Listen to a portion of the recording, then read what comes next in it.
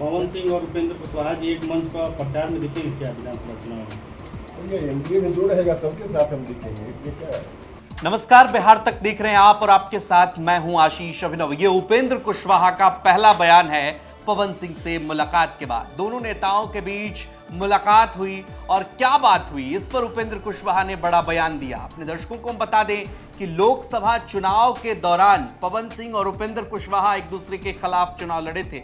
जब यह सवाल उपेंद्र कुशवाहा से पूछा गया कि लोकसभा चुनाव के दौरान जो घटना घटित हुई, यानी कि पवन सिंह आपके खिलाफ चुनाव लड़े, इस पर भी कोई बातचीत हुई क्या, तो उपेंद्र कुशवाहा ने सधे हुए अंदाज में जवाब दिया। उपेंद्र कुशवाहा का बयान हम आपको सुनाएंगे, लेकिन सबसे बड़ा सवाल कि क्या उपेंद्र कुशवाहा और पवन सिंह मंच साझा करेंगे, इस पर उपेंद्र कुशवाहा ने साफ तौर पर कह दिया कि एनडीए में जो भी लोग साथ हैं उनके साथ मंच साझा करेंगे। ये कोई बड़ी बात नहीं है। जाहिर तौर पर उपेंद्र कुशवाहा ये कहते हुए नजर आ रहे हैं कि अगर पवन सिंह और उपेंद्र कुशवाहा को मंच साझा करना पड़ा तो इनमें उनको कोई गुरेज नहीं है। उपेंद्र कुशवाहा का ये बयान सुनिए। क्या कुछ एनडीए को इससे मजबूती मिलेगी?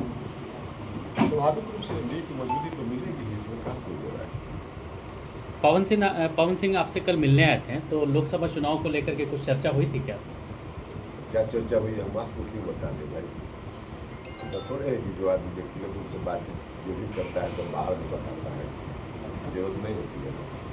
तो क्या पवन सिंह जाने से एनडीए मजबूत होगा क्या सर? इसका जवाब तो दे दी, अब फिर वही दोहरा रहे हैं सवाल। क्या लगता है सर, इस बार विधानसभा चुनाव में आरएलएम कितनी सीटों पर लड़ेगी? ये तो गठबंधन में जब तय होगा तो बताएंगे, तय नहीं। पवन सिंह और उपेंद्र कुशवाहा जी एक मंच पर प्रचार में दिखेंगे क्या विधानसभा चुनाव में? तो ये एनडीए में जो रहेगा सबके साथ हम दिखेंगे, इसमें क्या है। ये तो स्वाभाविक बात है। सूत्रों से ऐसी जानकारी निकलकर सामने आई कि पवन सिंह लगातार कई दिनों से आपसे मिलने का प्रयास कर रहे थे, लेकिन आप समय नहीं दे रहे थे उन्हें। ये सूत्र आपका है, मुझको नहीं मालूम क्या सूत्र है आपका। आपको बता दें कि लोकसभा चुनाव 2024 में काराकाट लोकसभा क्षेत्र से उपेंद्र कुशवाहा आरएलएम के कैंडिडेट थे, एनडीए की तरफ से चुनावी मैदान में थे, लेकिन पवन सिंह उनके खिलाफ चुनाव लड़ते हैं, निर्दलीय चुनावी मैदान में उतरते हैं और उपेंद्र कुशवाहा को करारी शिकस्त झेलनी पड़ती है, वो तीसरे नंबर पर चले जाते हैं। ऐसे में बीजेपी ने एक बड़ा प्रयोग किया।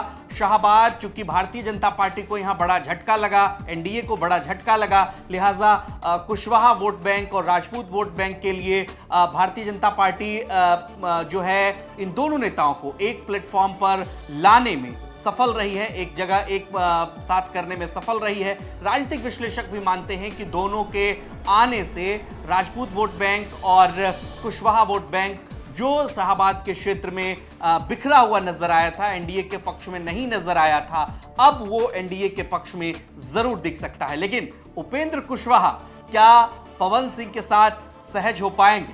क्या उपेंद्र कुशवाहा, अगर पवन सिंह से मुलाकात हुई है उनकी, तो उपेंद्र कुशवाहा को इसके एवज में कुछ बड़ा मिलेगा?